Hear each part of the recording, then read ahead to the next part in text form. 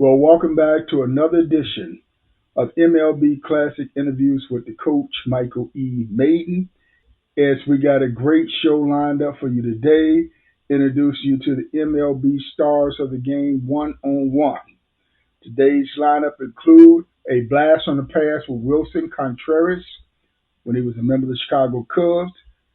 We got C.J. Abrams of the Nationals. We got Marcus Semien when he was with the A's, another blast from the past. And we got the man himself, Corey Ray, returning back home to Chicago as the first base coach from the Washington Nationals.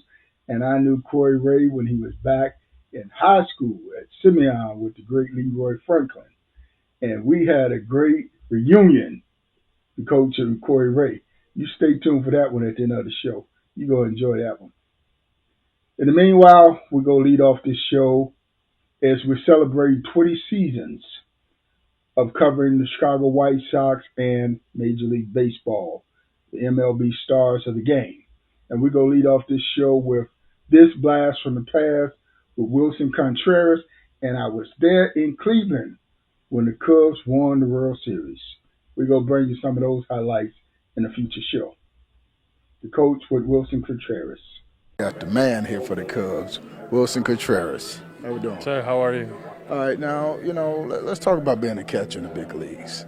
I mean, what does a 162-game schedule do to your body?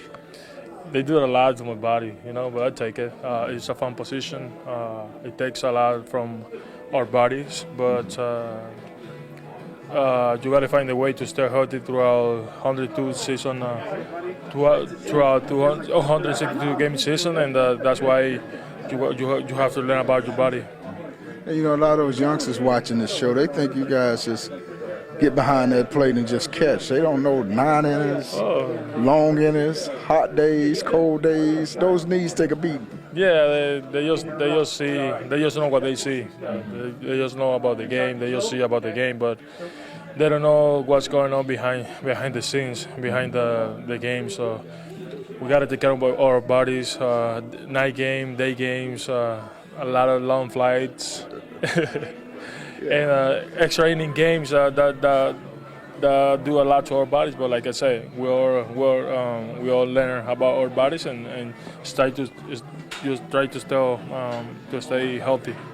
And I mean, they don't see either when you guys leave a game or city, get in at 3, 4 o'clock in the morning, no sleep, and got to get up and play, and they wonder why you guys can't hit sometimes. Oh man, yeah, I know. I got blamed a lot where I got a few games 0 for 4, 0 for 3. What they start asking like what's going on with Wilson or the team. But they got to know that we're putting our best effort out there every single day, no matter what, to bring the win to our team. But it's a baseball game. It's going to be hard. It's going to be difficult sometimes. But and those kind of things going to happen a lot. What does it mean for Wilson Contreras to be the catcher for Chicago Cubs, America's team? It means a lot. It means a lot to me. I'm so proud from where I come from. I came a long way to be here. Now that I'm the catcher for this team, I take pride of it, and I just try to do my best for my team, to best for my pitching staff, and try to give them my best. So do you control that pitcher staff, or do they shake you off? They can check me off, but most of the time I call the game, and which is can be good, can be bad. Like baseball, it's hard. It's a hard game to play, but we all have a great communication, pitching staff, coaching staff, and that's been good for us this year. And how much fun are you guys having out there on the field? Oh man, we're having a lot of fun. Sometimes it doesn't seem to like it because, like you said, we probably get to the ballpark to a city too early, like 3 or 4 a.m., and then you got to wake up and play. But we try to have fun as much as we can out there, and just try to compete and have fun.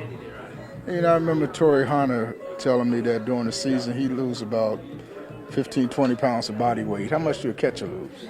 I started the season with 226, and I'm already in 220. So I'm gonna be in 220 the rest of the season. I don't lose that much weight right now, but I think it's good. But you know what? I'm not worried about that. I'm not trying to get there yet. Not yet, not yet. But I'm gonna try to stay healthy. Coach taking you behind the scenes with the man Wilson Contreras. Yeah, you got it right. I got it right. All right. Well, I hope you enjoyed that one as we took you back to one of the Cubs stars of the game from the past. And now we're moving along to today where we got C.J. Abrams, the national shortstop, and the coach, one-on-one. You youngsters behind the scenes with the MLB stars of the game. Now I'm over here with the Nationals. I got the man, C.J. How we doing? What's up? All good, all good. Introduce yourself to my Chicago audience. C.J. Abrams, from Atlanta. I play for the Nationals now, shortstop. ATL? ATL. ATL. What you know about Shy? Not much. It's cold out here, but I love it. So we're taking our youngsters behind the scenes. What it's like being a major league ball player. What's this big league experience been like for you? It's been good. Teaches you a lot. Got to stay level-headed. A lot of failure, a lot of success as well. So just kind of enjoying the ride. So what's the journey like for you getting here? It's a long one. You put in a lot of work, a lot of hours. It's great. It's great to see it pay off. Family loves it. I love it. So keep it going. So who were some of the guys that were your idols coming up along the way? I used to watch a lot of Ken Griffey highlights. Barry Bonds, stuff like that. Just some of the greats of the game. Now, I watch ESPN, and you be on that highlight reel sometime too now. Sometimes, try to do it. Do you look for yourself on ESPN? Tell the truth, man. Not really. Trying to work every day. Work puts me on ESPN, so just keep working. So, when you make it to the big leagues, a lot of things come, fame, glory, but more importantly, you get them autograph seekers. What is it like when you got hundreds of thousands of fans hollering and calling your name and want your autograph? It's big, it's the love that you get from putting in work. Like I said, it's just good to see. It's good to see it pay off. And what is it like when you cross it from the minor leagues to the big league? What was that experience like? I didn't spend too much time in the minor leagues. We had COVID year. I had a couple injuries, but just grinding, get through it, take it day by day, and it'll all pay off. So you was the man. You got called up here quick, huh? It was pretty quick.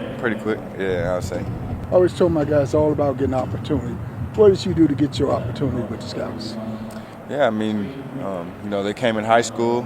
The scouts, they came in, talked to a lot of them. Just any opportunity you get, you got to go capitalize. You got to prepare, so whenever the opportunity comes, you can execute. So how you deal with this traveling? You guys only in the city about 3-4 days. Yeah, 3-4 days and we out. In and out. Just a lot of traveling. Didn't like the plane at first, but now I learned to love it. And you got my man Corey Ray over there. What Corey like? Tell us some of Corey Ray's secrets. He comes a day with a smile on his face every day. It's fun to watch. He enjoys it. We get our work in. Did he brag about what he used to do when he was playing ball? Oh yeah. We had fun with it. I bet he talked a lot of trash too.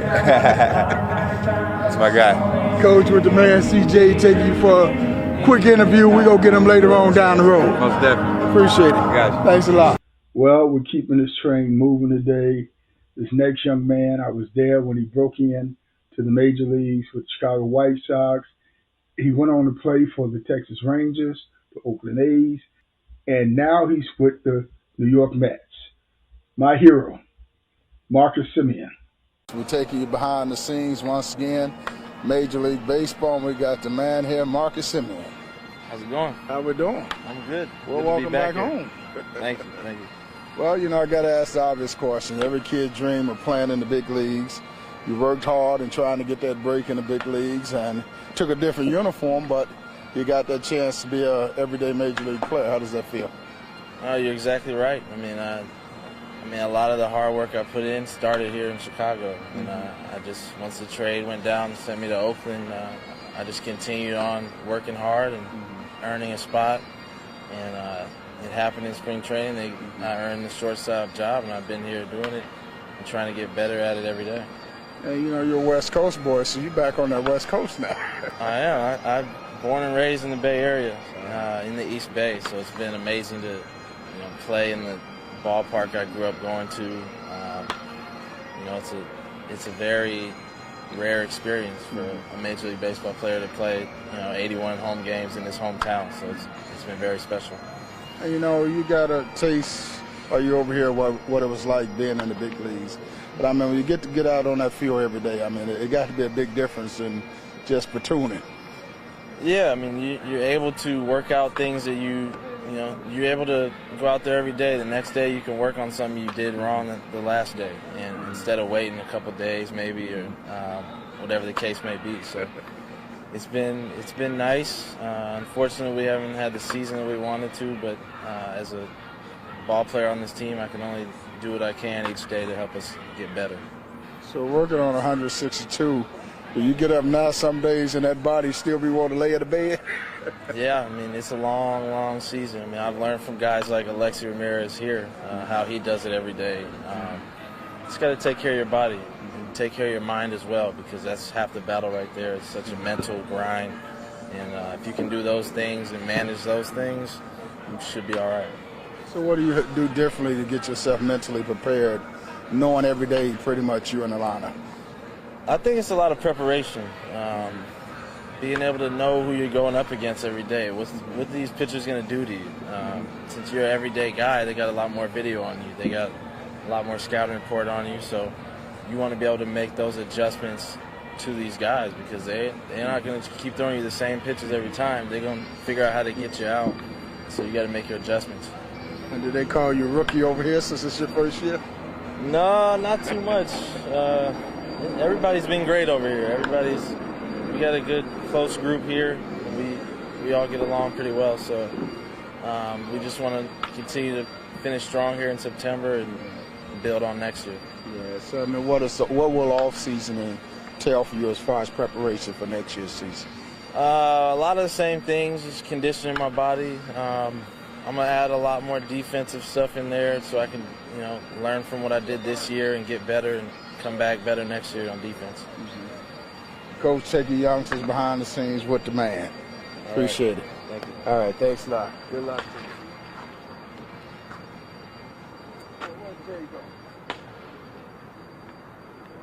you. And next up in the lineup is the new rookie pitcher for the Chicago White Sox, Noah Schultz. And the coach, one-on-one, as we introduce him to Chicago, the lefty, the southpaw, Noah Schultz, and the coach, one-on-one. Coach, on the road once again, take you behind the scenes with the MLB stars of the game, and I'm over here in the White Sox locker room, and I got the man NS. I'm Noah Schultz, left-handed pitcher for Chicago White Sox. Where are you from, Noah? I'm from Oswego, Illinois. Oswego, Illinois. Oh yeah. We call you a Chicago boy. Yeah, well, suburbs don't really count as Chicago, but close enough, about 45 minutes.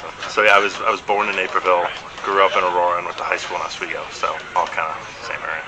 Okay, so what's this big league experience been like for you? It's been awesome, more than ever I could ask for. Didn't really know all the the perks and the cool things going into it, but obviously got here and surprised by a lot of stuff, and it's awesome dream come true. Every kid look at you guys and they think I'm gonna be in the big league one day. They don't understand the dudes of what you had to go through to get here. Yeah, I guess every kid I think that has the same dreams and stuff, but just a lot of sacrifice, a lot of things that I had to, I don't want to say give up, but a lot of things that I didn't get to do because I was committed to do baseball full time and doing everything. Had my weekends booked all the time, but it's something that I loved, and it was something that really put my mind to, and really focused on to get here. So what was that journey like? I mean, what was high school like for you? So high school baseball was pretty interesting for me. So I pitched my freshman year normal. Sophomore year was halfway canceled because of COVID. Junior year was canceled fully due to COVID. And then my senior year I had mono and I threw 6 innings. So I really didn't pitch for, I was sick for like 8 weeks. I really didn't pitch for most of high school. And then I did some summer ball league, which I threw well in before the draft, which helped. Got seen by some guys and I got drafted, and that was it. So what was you throwing at during high school days? What was your clock at? I hit 90, I think, beginning of sophomore year of high school, and then it was 92 the next year, 94 the next year, and then right around when I got drafted it was about 95, 96, and then kind of been around there since, and put on some weight and some muscle that necessarily always had to be low, but more the stamina and just being able to be healthy for a full season. 95, 96 for a lefty with natural movement. Oh yeah. I mean, that's like a gold mine right there. Oh yeah, definitely take advantage of it. Definitely, grateful for the tall genetics, and a lot of people in my family are left-handed, so credit to them. So were you like Randy Johnson, just let that ball go and don't know where it's going with it in your head? Yeah, I mean definitely that's a good comparison. I mean it's probably the best comparison you could ask for. Hall of Famer, one of the best pitchers of all time. But at the end of the day, I just want to be my own pitcher. But it's definitely cool, to see those guys and watch how they threw to see what made them successful could make me successful as well. So what round were you drafted? I was first round pick. I was the 26th overall pick in 2022. So you ain't been in the minor leagues too long. You only got a couple of years of minor leagues under your belt. Yeah, so my first year was low A, and then the next year was low A, double A, and then double A, triple A, and then this year was triple A for a little bit. So got to taste everything. It was good. It was definitely a grind. Learned a lot about myself, a lot about the the process and how the days go, and fell in love with it, and here we are. So you found that competition is totally different from high school level pitching, huh?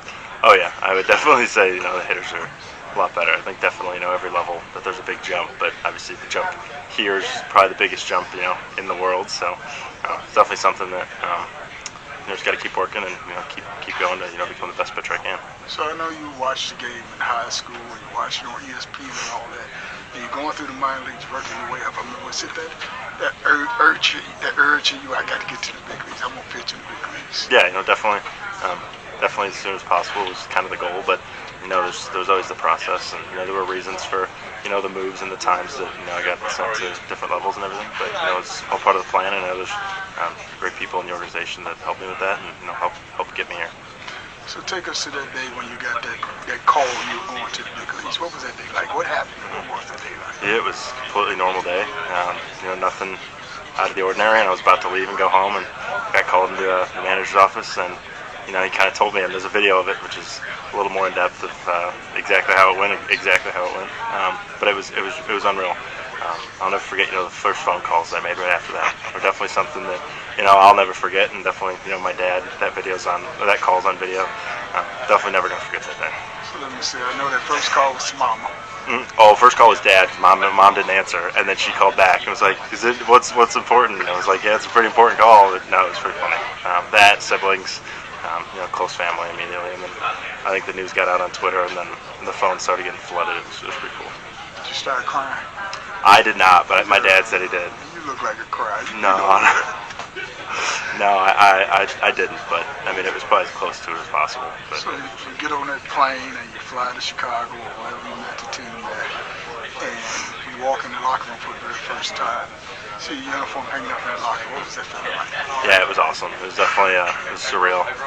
Getting here the first day, it was pretty cool that I was one of the first ones here, so it was kind of cool walking in and looking for my locker. It was pretty sick, and then just kind of sat here and looked up and looking at the nameplate and everything. It was just kind of like a soak it all in, and this is real moment. It was pretty sweet. Take pictures. I did a ton of pictures. I remember I got my jersey with the debut patch on it. That was a cool one. One that really only have one game with that, so it's pretty cool. So I mean, when you're out there on that mound, the butterflies going through your stomach. Yeah, definitely. The first inning was pretty nervy. Something that I don't think I could have prepared for any more than I did. It was what it was, but it was good having guys and the other pitchers and Burke and Davis and Petty. Those guys were helping me kind of go through it, telling me to breathe and stuff. But they really helped, and it was great. And I hear you had the whole town to come to the Sox game for your debut. Yeah. I think we had just about 500, which is 500. pretty crazy. I guess it definitely helps that everyone was living close. But yeah, it was awesome seeing them. And some of my buddies from high school all came and kind of were in a big section. That it was cool to see them and hear them. It was awesome. 500. Yeah. Man, they must thought you was the man. Yeah. No, it was definitely awesome to have their support, and it was sweet. After the game, going to see people and talk to them and answer some texts, and it was pretty cool. But you got all kind of hugs and kisses. Oh yeah, it was great. Yeah, tons. The family came on the field after. It was great. Yeah. Coach, take you behind the scenes with the man North Shows. Thank you, sir. Thanks a lot. Yep. Well, all good things must come to a close, and we're coming to the end of this show, but we're going to wrap it up with the man himself as he returned back to Chicago as the first base coach for the Washington Nationals, a Simeon Vocational High School alumni, and the coach. We got this one for you to wrap up the show. Coach and Corey. got beefed up I'm trying, man. I ain't got to lift the play no more. I can lift to look good. Okay, I got it. Come on so we can look like we're cousins. So I tell people I know you. Uh-huh. My man, Corey Ray. Yes, sir. First base coach for the Nationals. Yes, sir. So how you get that gig? I don't know. I'm fooling somebody, apparently. Can I tell people I know you so I get some juice? Absolutely. Absolutely. We go way back. We go way back. So let's see.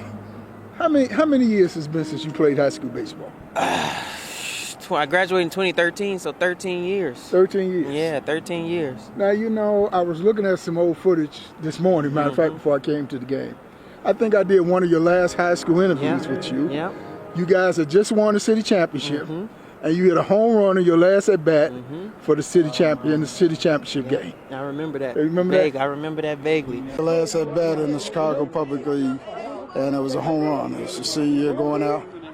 I just told myself I was going to hit the ball hard and run. I didn't know where it went. I didn't know where it was going. I just hit the ball hard and I ran. So this had to be really special for you to win a city championship going out, hit a home run in your last at-bat, and sitting around waiting for the draft in 2 weeks. Yeah, it is, but we're not done yet. We're searching for a state championship. You know what else I remember? I remember losing in this ballpark to Harlem in the city championship 2 years before that. Well, it still hurts. Simeon and Harlem, that's a bit of rivalry, so we can't talk about that. Kenny and Frank, two of my guys now. So, you know, you went on, got drafted.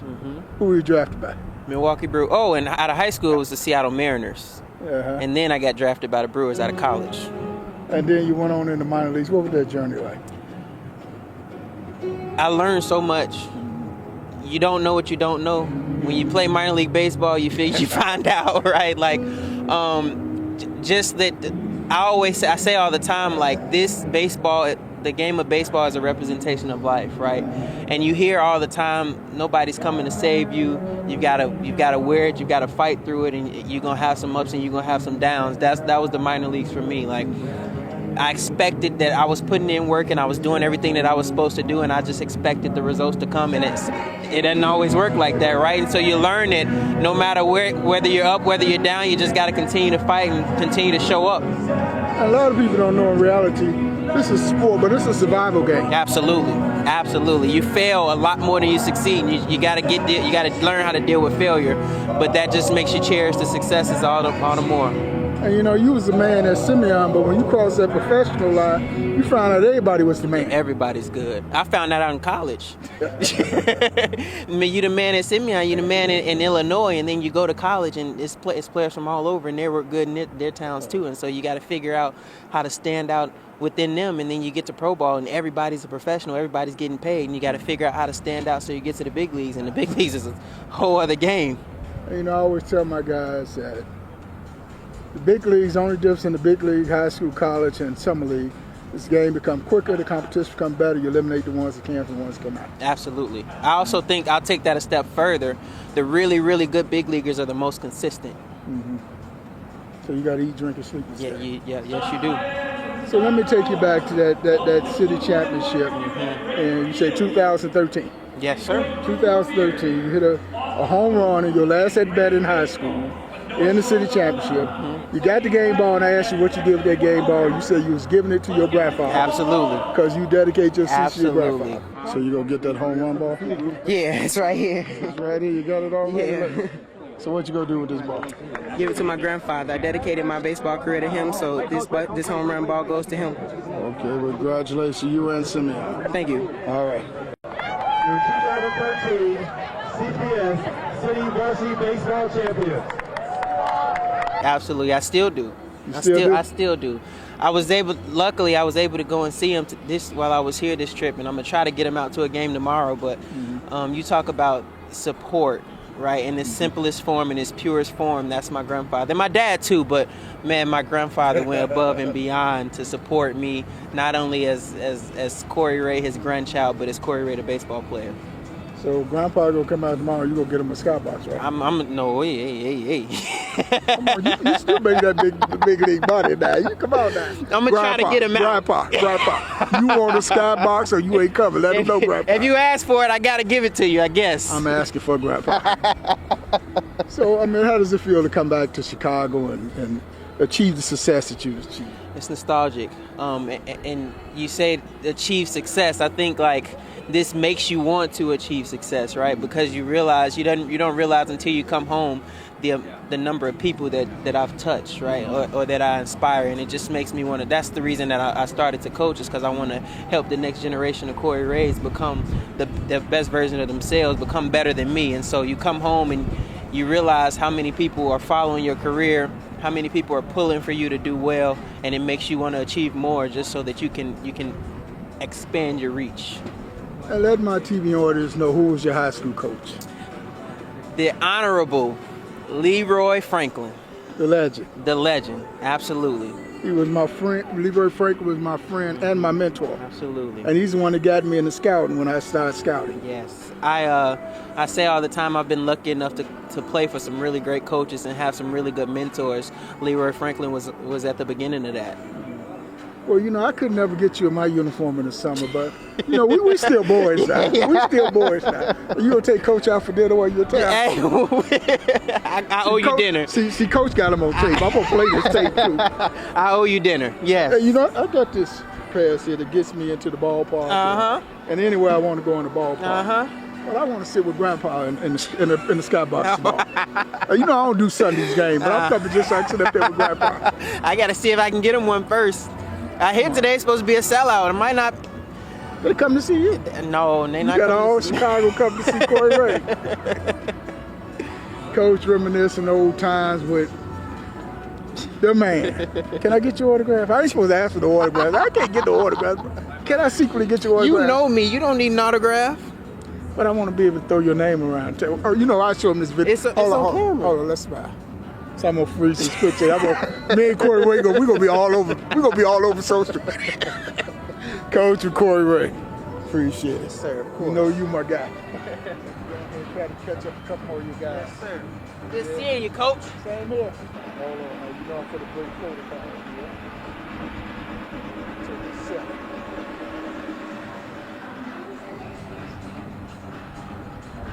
Y'all know how to do this stuff.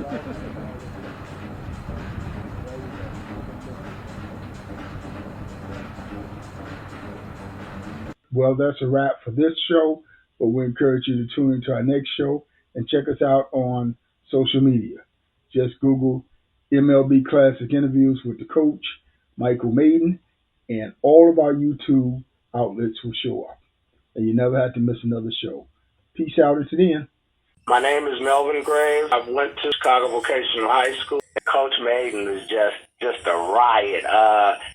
We didn't realize we had a mentor, a father figure, a brother, a homie, all in one package. And so practice, games, just experience, hanging out, were things that just, you know, he made us at the time be comfortable with his comedy and personality. And so, I mean, anything could happen at any point. And we all just was, you know, just a part of the comedy as well. It was a